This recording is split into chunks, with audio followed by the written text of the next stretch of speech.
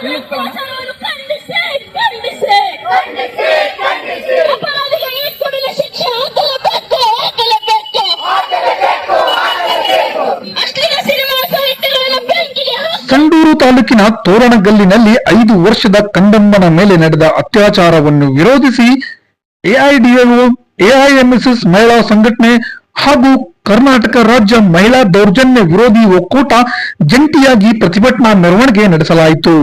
ನೂರಾರು ಸಂಖ್ಯೆಯಲ್ಲಿ ಜಮಾಯಿಸಿದ ಪ್ರತಿಭಟನಾಕಾರರು ಅಂಬೇಡ್ಕರ್ ಸರ್ಕಲ್ ನಿಂದ ಪ್ರಾರಂಭವಾಗಿ ಪುನೀತ್ ರಾಜ್ಕುಮಾರ್ ಸರ್ಕಲ್ ವರೆಗೆ ಪ್ರತಿಭಟನಾ ಮೆರವಣಿಗೆಯ ಮೂಲಕ ತಹಸೀಲ್ದಾರ್ ಕಚೇರಿ ಮುಂದೆ ಪ್ರತಿಭಟನೆ ಮಾಡಲಾಯಿತು.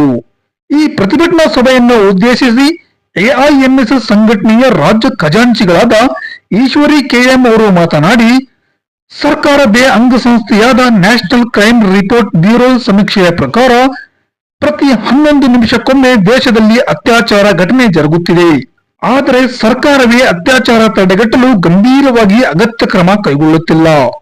ಅತ್ಯಾಚಾರಕ್ಕೆ ಪ್ರೇರೇಪಿಸುತ್ತಿರುವ ಅಶ್ಲೀಲತೆ, ಮದ್ಯ ಮಾದಕ ವಸ್ತುಗಳನ್ನು ಸರ್ಕಾರವು ತಡೆಗಟ್ಟುವ ಬದಲಾಗಿ ಬಂಡವಾಳವನ್ನಾಗಿಸಿಕೊಂಡು ಯುವ ಜನತೆಯ ನೈತಿಕತೆಯನ್ನು ಮುರಿಯುತ್ತಿದೆ. ಮಹಿಳೆ ಮತ್ತು ಮಕ್ಕಳ ಮೇಲೆ ದೌರ್ಜನ್ಯಗಳು ನಡೆದಾಗ ಇಂತಹ ಅನ್ಯಾಯದ ವಿರುದ್ಧ ಧ್ವನಿ ಎತ್ತಲು ಬೃಹತ್ ಸಂಖ್ಯೆಯಲ್ಲಿ ಜನತೆ ಹೋರಾಟಕ್ಕೆ ಮುನ್ನುಗ್ಗಬೇಕು. ಆಗ ಮಾತ್ರ ನಾವು ಸ್ವಸ್ಥ ಹಾಗೂ ನಾಗರಿಕ ಸಮಾಜ ಎನಿಸಿಕೊಳ್ಳಲು ಸಾಧ್ಯ. ಆಟವಾಡುವ ಹಸುಳೆಯ ಮೇಲೆ ಅತ್ಯಾಚಾರ ನಡೆಸುವುದು ಇದ್ಯಾವ ರೀತಿಯ ನಾಗರಿಕ ಸಮಾಜ ಎಂದು ಎನಿಸಿಕೊಳ್ಳುತ್ತದೆ ಎಂದರು. ಸರ್ಕಾರಕ್ಕೆ ಗೊತ್ತಿಲ್ವ? ಖಂಡಿತ ಗೊತ್ತಿದೆ. ಸರ್ಕಾರಗಳಿಗೆಲ್ಲವೂ ಗೊತ್ತಿರುತ್ತೆ. ಆದ್ರೂ ಅವರು ಇದ್ರ ಬಗ್ಗೆ ಕಾಳಜಿ ವಹಿಸಲ್ಲ. ಒಂದು ಹಸುವಿನ ಕಾಪಾಡೋದಕ್ಕೆ ಸಾಕಷ್ಟು ಕಾನೂನುಗಳನ್ನ ರಚಿಸ್ತಾರೆ. ಆದ್ರೆ ಒಬ್ಬ ಹಸುಳನ್ನ ಕಾಪಾಡೋದಕ್ಕೆ, ಒಬ್ಬ ಮಹಿಳೆಯನ್ನ ಕಾಪಾಡೋದಕ್ಕೆ ಕೇವಲ ಇರೋದು 24 ಕಾನೂನುಗಳು ಮಾತ್ರ. ಇದು ನಮ್ಮ ನ್ಯಾಯಾಲಯ, ಇದು ನಮ್ಮ ವ್ಯವಸ್ಥೆ. ಇದನ್ನ ನಾವೆಲ್ಲರೂ ಕೂಡ ಪ್ರಶ್ನೆ ಮಾಡಬೇಕಾಗಿದೆ. ಯಾಕೆ ಅಂದ್ರೆ ಇವತ್ತು ಈ ಒಂದು ದೇಶನ ಉಳಿಸ್ತಾ ಇರೋದು, ಈ ದೇಶನ ಬೆಳೆಸ್ತಾ ಇರೋದು ವಿದ್ಯಾರ್ಥಿ, ಯುವಕರು, ಮಹಿಳೆಯರು. ಆದ್ರೆ ಇವತ್ತು ಇಂಥ ಒಂದು ಪರಿಸ್ಥಿತಿಯಲ್ಲಿ ಹೆಣ್ಣು ಮಕ್ಕಳ ಮೇಲೆ 11 ನಿಮಿಷಕ್ಕೊಂದು ಘಟನೆ ಆಗುತ್ತೆ ಅಂದ್ರೆ ಇಂಥ ಒಂದು ಅನ್ಯಾಯದ ವಿರುದ್ಧ ನಾವೆಲ್ಲರೂ ಕೂಡ ಧ್ವನಿ ಎತ್ತಲೇಬೇಕು. ಇದು ನಮ್ಮ ಜವಾಬ್ದಾರಿ, ನಮ್ಮೆಲ್ಲರ ಜವಾಬ್ದಾರಿ ಇದು. ಹಾಗಾಗಿ ಸ್ನೇಹಿತರೆ, ಇಡೀ ದೇಶವ್ಯಾಪಿ ನಮ್ಮ ಮಹಿಳಾ ಸಂಘಟನೆ ಎಐಎಂಎಸ್ಎಸ್ ಹೋರಾಟನ ಕಟ್ತಾ ಇದೆ. ಮೊನ್ನೆ ಕೂಡ ನಾವು ತೋರಣಗಲ್ ಘಟನೆ ನಮ್ಮ ಗಮನಕ್ಕೆ ಬರ್ತಿದ್ದಂಗೆ ಬಳ್ಳಾರಿಯಲ್ಲಿ ನಾವು ಹೋರಾಟ ಮಾಡಿದ್ವಿ.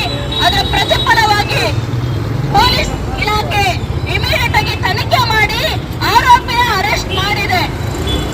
ಆದ್ರೆ ಆರೋಪಿನ ಅರೆಸ್ಟ್ ಮಾಡಿದಷ್ಟೇ ಸಾಕಾಗಲ್ಲ. ಇಲ್ಲಿ ಒಂದು ನಿಷ್ಪಕ್ಷಪಾತ ತನಿಖೆ ಆಗ್ಬೇಕು. ಯಾವುದೇ ರಾಜಕೀಯ ಇದಕ್ಕಾಗ್ಲಿ ಇಂಥದಕ್ಕೆ ಬಲಿಯಾಗದೆ ಆ ಆರೋಪಿನ ಏನಿವರು ಅರೆಸ್ಟ್ ಮಾಡಿದರೆ ಅವ್ರಿಗೆ ಪನಿಷ್ಮೆಂಟ್ ಆಗ್ಬೇಕು. ಆಗ್ಲೇನೆ ಆ ಕುಟುಂಬಕ್ಕೆ ನ್ಯಾಯ ಸಿಕ್ಕಂಗಾಗುತ್ತೆ. ಇಲ್ಲಿ ಇನ್ನೊಂದು ವಿಷಯ ಹೇಳಬೇಕು ನಿಮ್ಗೆ. ಇವತ್ತು ಎಐಡಿಒ ಜಿಲ್ಲಾ ಸಮಿತಿ ಸದಸ್ಯರು ಪ್ರಕಾಶ್ ನಾಯಕ್ ಬಸವನದುರ್ಗ ಮಾತನಾಡಿ, ಲಾಭದ ಬೆನ್ನು ಹತ್ತಿರುವ ಬಂಡವಾಳಶಾಹಿ ಸಮಾಜದಲ್ಲಿ ಉನ್ನತ ನೀತಿ, ನೈತಿಕತೆ, ಸಾಂಸ್ಕೃತಿಕ ಮೌಲ್ಯಗಳನ್ನು ಬೆಳೆಸಲು ನಾವು ಮಹಾನ್ ವ್ಯಕ್ತಿಗಳಾದ ಭಗತ್ ಸಿಂಗ್, ನೇತಾಜಿ, ಆಜಾದ್, ಪುಲೆ ದಂಪತಿಗಳ ಆದರ್ಶಗಳನ್ನು ಅಳವಡಿಸಿಕೊಳ್ಳಬೇಕಿದೆ.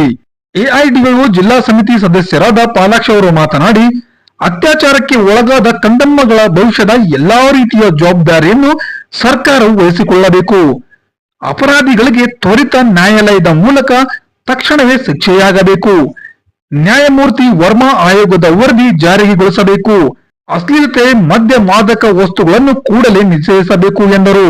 ಎಐಡಿಒ ಯುವಜನ ಸಂಘಟನೆಯ ಕಾರ್ಯದರ್ಶಿ ಪಂಪಾಪತಿ, ಜಿಲ್ಲಾ ಸಮಿತಿ ಸದಸ್ಯರಾದ ಸಮೀರ್, ಅಭಿಷೇಕ್ ಕಾಳೆ, ಎಐಎಂಎಸ್ಎಸ್ ಮಹಿಳಾ ಸಂಘಟನೆಯ ಕಾರ್ಯದರ್ಶಿಗಳಾದ ಮಂಜುಳಾ, ಜಿಲ್ಲಾ ಸಮಿತಿ ಸದಸ್ಯರಾದ ಮಹೇಶ್ವರಿ, ಯಶೋದಮ್ಮ, ಮಾನಸ, ಹುಲಿಗೆಮ್ಮ, ಜ್ಯೋತಿ, ಕರ್ನಾಟಕ ರಾಜ್ಯ ಮಹಿಳಾ ದೌರ್ಜನ್ಯ ವಿರೋಧಿ ಒಕ್ಕೂಟದ ಸದಸ್ಯರು ಈ ಸಂದರ್ಭದಲ್ಲಿ ಉಪಸ್ಥಿತರಿದ್ದರು.